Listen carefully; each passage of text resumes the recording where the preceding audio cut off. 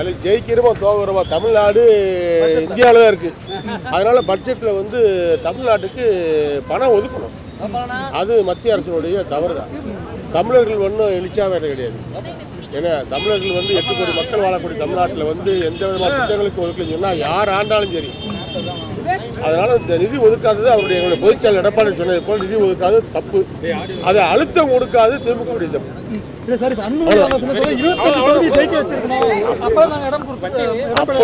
ஜெயிச்சா தான் கொடுக்கணும்னு சொன்னா சரி வர. ஜெயிச்சதுக்கு அப்புறம் எல்லோருக்கும் பொதுவானவர் தான் பிரதமர், எல்லோருக்கும் பொதுவானதான் நிதியமைச்சர்.